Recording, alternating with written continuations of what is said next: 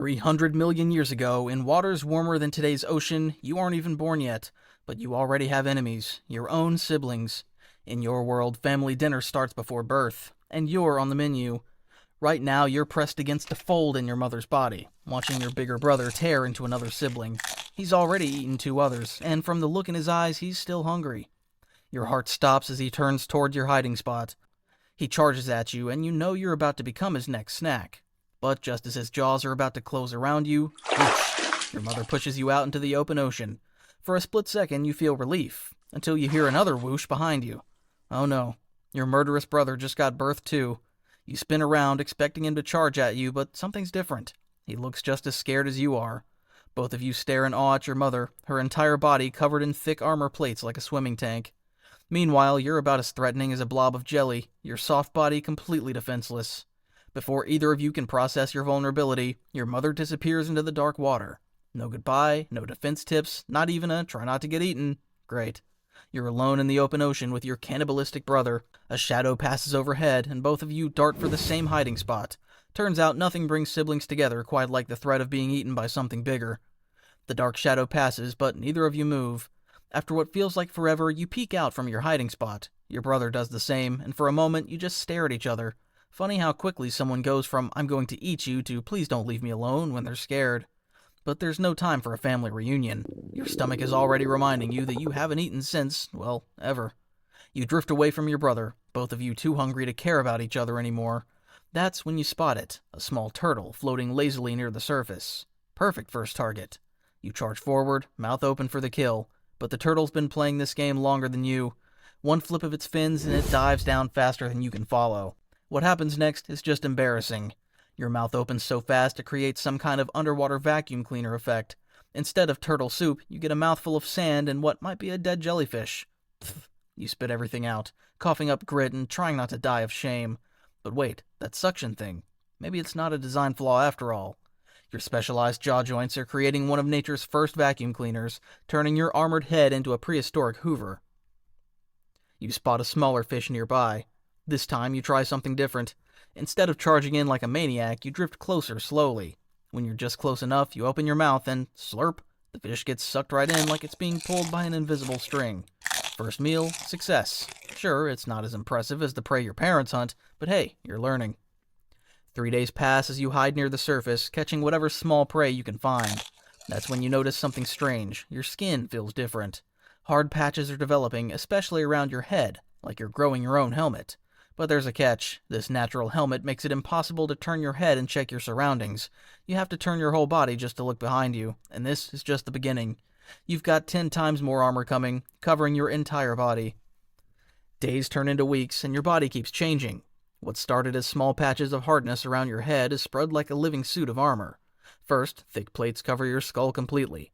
Then your neck and shoulders start feeling heavier as armor spreads there too. It's like watching yourself transform into a living tank, piece by piece. A month passes, and now you're covered in overlapping plates from head to tail, each one harder than rock.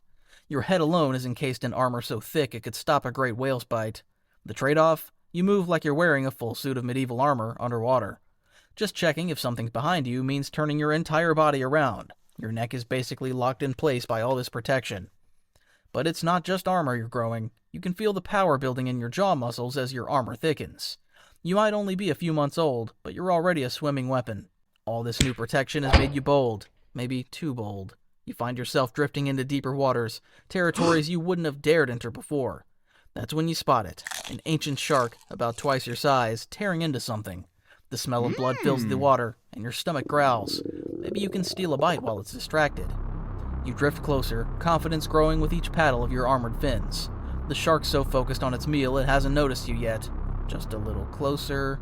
Crack. Your jaw snaps shut on the closest piece of meat, and that's when you learn something amazing. Your bite snaps shut in less than a 50th of a second, creating a pressure wave that stuns nearby prey.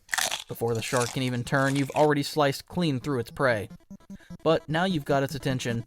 It spins towards you, clearly not happy about sharing. It charges, teeth aiming for your neck, but instead of flesh it gets a mouthful of armor. You feel the impact, but your plates hold. The shark pulls back, probably wondering what kind of freak of nature it just tried to eat. Now it's your turn. You might be slow to turn, but your jaws are anything but. You open your mouth and snap. The water actually shockwaves around your bite like a tiny underwater explosion. The shark barely dodges, losing a chunk of its fin in the process. It takes one look at its missing fin, then at your scissor-like jaws, and decides this meal isn't worth the trouble. As you watch it swim away, you realize something. You're not just protected by this armor, you're powered by it. The same plates that make it hard to move give your bite enough force to slice through pretty much everything. After sending that shark packing, you learn something important. Your armor might be great for fighting off big predators, but eating is a whole different game.